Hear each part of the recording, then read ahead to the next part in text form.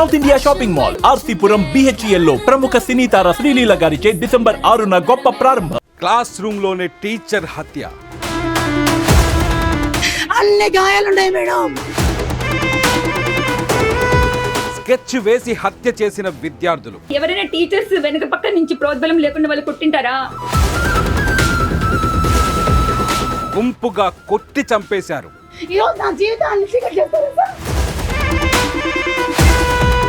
పిల్లల వీళ్ళు హంతకుల.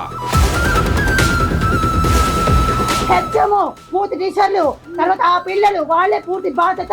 మీ పిల్లలు ఇలానే ఉన్నారా? నమస్తే, నేను విజయ్. అన్నమయ్య జిల్లాలోని రాయచోటిలో జరిగినటువంటి ఘటన ఇప్పుడు ప్రతి ఒక్క తల్లిదండ్రులు కూడా అలర్ట్ చేస్తుంది. ముఖ్యంగా క్లాస్ రూమ్లో ఒక టీచర్ని, అంటే గురువుని మనం దేవుడితో సమానంగా పూజిస్తాం, అలాంటి టీచర్ మీద దాడి చేశారు కొంతమంది విద్యార్థులు. ఈ ఘటనలో టీచర్ చనిపోయారు. ప్రస్తుతం దీనిపైన విశ్లేషణ చేయడానికి మనతో పాటు జూమ్ కాల్లో ఉన్నారు సైకాలజిస్ట్ వీరేంద్ర గారు. సార్ నమస్తే. సార్ నమస్తే. వీరేంద్ర గారు, అంటే 9th క్లాస్ చదువుతున్నటువంటి స్టూడెంట్స్ ఒక ముగ్గురు టీచర్ మీద, క్లాస్ టీచర్ మీద దాడి చేశారు. ఈ దాడిలో టీచర్ చనిపోవడం జరిగింది. అంటే 9th క్లాస్ చదివేటువంటి స్టూడెంట్స్ అంటే మనం చూస్తే వాళ్ళ మానసిక స్థితి ఎలా ఉంటుంది సార్? అంటే ఈ ఘటన మనం ఒకసారి పరిశీలించినప్పుడు కొంతమంది పిల్లలకి రిస్క్ బిహేవియర్స్ తీసుకోవడానికి and they will be very very curious about everything. So అట్లాంటి స్టేట్ ఆఫ్ మైండ్ లో ప్రపంచవ్యాప్తంగా ఉన్న టీనేజర్స్ అందరికీ ఇలాగే ఉంటుంది. ఎందుకంటే వాళ్ళ ఏజ్కి సంబంధించి ఈ ఏరియాను PFC అంటాం, ప్రీఫ్రాంటల్ కార్టెక్స్. అది కన్స్ట్రక్షన్ లో ఉంటుంది. అంటే ఒక మనిషి మెచ్యూర్డ్ గా ఏది అవసరం ఏది అనవసరం, ఉపయోగమా కాదా అని ఆలోచించి నిర్ణయం తీసుకునే ఏరియా PFC అంటాం.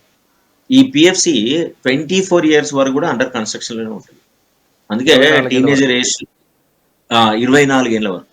అంటే ఏ ఏజ్ నుంచి సార్? సో అది పుట్టిన నుంచి 24 years వరకు ఈ ఏరియా అనేది అండర్ కన్స్ట్రక్షన్ లోనే ఉంటుంది. కాబట్టి మనుషులు మెచ్యూర్ అవుతారు, ఒక ఏమంటారు రేషనల్ థింకింగ్ వస్తుంది అని అన్ని కూడా 24 years తర్వాతనే సాధ్యమవుతుంది. కాబట్టి జీవితానికి సంబంధించి ఏ గొప్ప నిర్ణయం తీసుకోవాలనుకున్నా సరే 25 years తర్వాతనే ఒక మంచి నిర్ణయం తీసుకోగలిగే శక్తి ఆ మనిషికి వస్తుంది.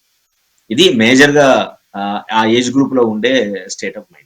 సో ఈ సంఘటనను మనము గమనిస్తే పిల్లలు ఎప్పుడైనా సరే ఒక ఆవేశానికి లోనైనప్పుడు, అది సిచ్యువేషన్లు కావచ్చు, లేదు కంటిన్యూస్ గా ఒకే స్టూడెంట్ మీద మిగతా స్టూడెంట్స్ బుల్లింగ్ తరహాలో కనుక రెగ్యులర్ చేస్తూ ఉంటే పిల్లలు ఏమవుతారు?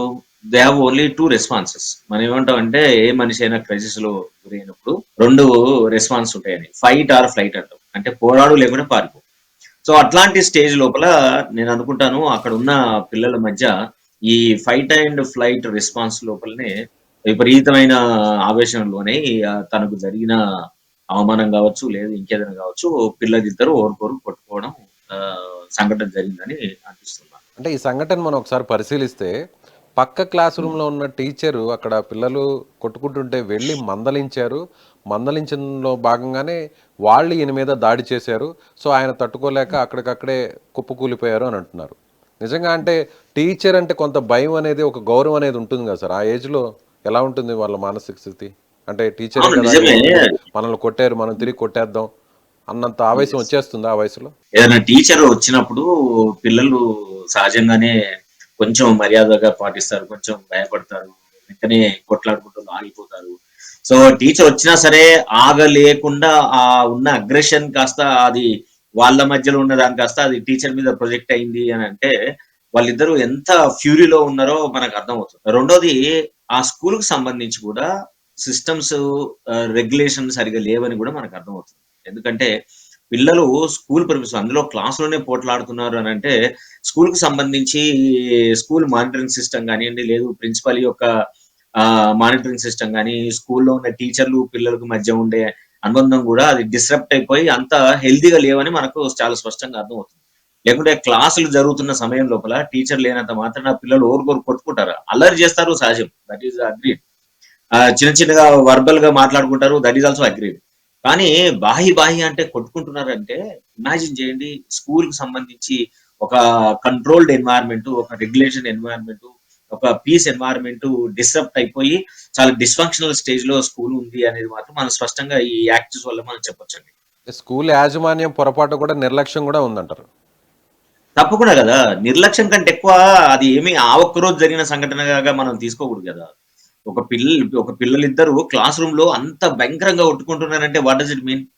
వాళ్ళకు స్కూల్ ఇట్లా పోట్లాడుకుంటే ఏమవుతుందనే భయం లేదు, టీచర్ చూస్తే మనని ఏమంటారనే భయం లేదు, ప్రిన్సిపల్ వచ్చి మన స్కూల్ కి సంబంధించి మనని స్కూల్ కి తీసేస్తారా లేకుంటే మనం ఇట్లా అన్రూలీ బిహేవ్ చేయకూడదు అనే ఆలోచన లేదు. ఇదే జరిగితే రేపు మన తల్లిదండ్రులు వస్తే మన తల్లిదండ్రులకు అవమానము, తల్లిదండ్రులకు కంప్లైంట్ చేయడం, ఇవన్నీ కూడా ఒక అన్హెల్ప్ఫుల్ ఎన్వైరన్మెంట్ క్రియేట్ అవుతుంది. అది మనకు ఉపయోగపడదు అనే ఒక థాట్ అనేది పిల్లలకు లేదు అని అంటే ఈ కైండ్ ఆఫ్ బిహేవియర్ అంటే డిస్టర్బ్ కావడము, అల్లరి చేయడము, ఇవన్నీ చాలా సర్వసాధారణం. అక్కడ ఉన్న స్కూల్ అథారిటీస్ ఏవి కూడా పట్టించుకోవట్లేదు అనే దాన్ని మనం అర్థం చేసుకోవచ్చు. అండ్ దిస్ వన్ పర్స్పెక్టివ్ అండి, 100% ఇదే ఎట్లా అని కాదు, కానీ this one way of thinking at that situation. ఒక కారణం అయ్యుండొచ్చు, ఇది కూడా ఒక కారణం అయ్యుండొచ్చు. యా, సో అదర్ సిచ్యువేషన్ ఏంటి విత్ రెస్పెక్ట్ టు పిల్లలే ఆలోచిద్దాం అనుకోండి. అంటే under what conditions children have become so furious, అంత ఆవేశాలకు లోను కావాల్సిన పరిస్థితులు ఏమొచ్చినాయో.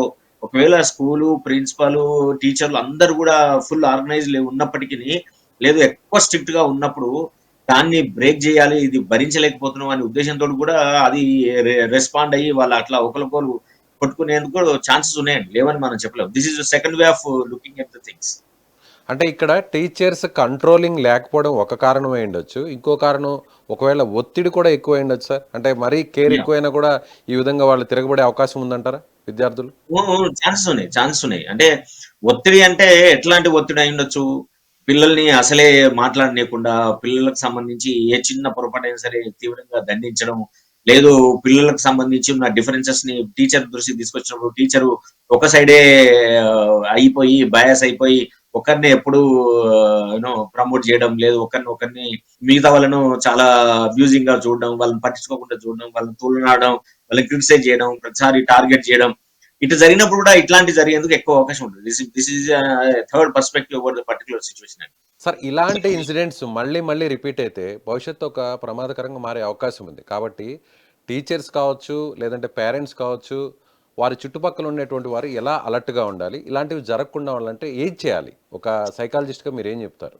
అంటే మేము ఎప్పటి నుంచో స్కూల్ ఎడ్యుకేషన్ సంబంధించి ఒకటి పిల్లలందరికి కూడా సైకోమెట్రిక్ అసెస్మెంట్ చేయించాలి. ఎవరికి సైకలాజికల్ ఇష్యూస్ ఉన్నాయి, ఎవరు స్ట్రెస్ లెవెల్లో గురవుతున్నారు, ఇట్లాంటి ఎక్స్ట్రీమ్ అగ్రెషన్ లోకి పోయే వాళ్ళకి ఒక సైకోపథాలజీ ఉంటుంది. వాళ్ళకి very very violent an this situation. ఇప్పుడు జరిగింది కూడా అదే. వాళ్ళు కుట్ర చేసి ప్లాన్ చేసి కిచెన్ చంపాలనే ఉద్దేశం జరగట్లేదు కదా. మనం ప్రైమఫేసిగా ఫస్ట్ సీన్ చూస్తే వాళ్ళ గొడవలోకి టీచర్ వచ్చాడు, టీచర్ ను అటాక్ చేశారు. అది ఏంది, only aggression is transferred on to the teacher. కాబట్టి ఇలాంటి ఇష్యూస్ ని మనము ఐడెంటిఫై చేయాలంటే ఫస్ట్ ప్రతి స్కూల్లో ఎమోషనల్ వెల్ బీయింగ్ చేయడానికి ఫస్ట్ సైకోమెట్రిక్ అసెస్ చేయాలా. చేసిన తర్వాత పిల్లల మీద ఉన్న స్ట్రెస్ ఆశయంతో ఐడెంటిఫై చేయాలా. లేదు వాళ్ళకు మెంటల్ హెల్త్ ఇష్యూస్ ఏమైనా ఉంటే కనుక వాటిని ట్రీట్ చేయడానికి అయితే డాక్టర్ను సైజ్ చేయడం. అండ్ ఆల్సో ఇంకోటి, ప్రతి స్కూల్లో ఒక సైకాలజిస్ట్ వింగ్ అనేది తప్పకుండా పెట్టాలి. వాళ్ళ రెగ్యులర్ గా పిల్లలతో మాట్లాడము, పిల్లలకు సంబంధించి ఎమోషన్స్ అంటే ఎట్లా ఉంటాయి, వాటి కాన్సిక్వెన్సెస్ ఏంటి, మనం అవుట్ బస్ట్ అయ్యి అగ్రెషన్ అయితే మనకు వచ్చే నెగిటివ్ ఇంపాక్ట్ మన మీద, మన భవిష్యత్తు మీద, మన కుటుంబం మీద, మన క్లాస్ ఎన్వైరన్మెంట్ మీద ఎలాంటి ప్రభావం పడుతుంది, అసలు ఎమోషన్స్ ని మనం ఎట్లా గుర్తించాలి, వాటిని ఎట్లా అర్థం చేసుకోవాలి, వీటన్నిటి మించి రెగ్యులర్ గా పిల్లలకి మనము ఇంట్రడ్యూస్ చేస్తూ ఉండాలి. దుర్ఘటనలు ఏవి జరగకుండా ఉండడానికి 100% ఛాన్స్ ఉన్నాయి. Right sir, thank you so much. ఇది సైకాలజిస్ట్ వీరేంద్ర గారు చెప్తున్నట్టుగా ఖచ్చితంగా అంటే టీనేజ్ పిల్లల్లో ఇలాంటి మానసిక స్థితి రాకుండా ఉండాలంటే ఖచ్చితంగా స్కూల్స్లో సైకాలజీ వింగ్ అనేది ఒకటి ఏర్పాటు చేయాలి. ఖచ్చితంగా వారికి సంబంధించినటువంటి ఏదైనా సమస్యలు ఉన్నాయనేటువంటి విషయాన్ని కూడా తెలుసుకోవాలి. అప్పుడే ఇలాంటి ఘటనలు మళ్ళీ మళ్ళీ జరగకుండా ఉంటాయి. ముఖ్యంగా స్కూల్ యాజమాన్యం కూడా పిల్లలతో ఒక అనుబంధాన్ని మెయింటైన్ చేయాలని ఆయన చెప్తున్నారు. Thank you so much.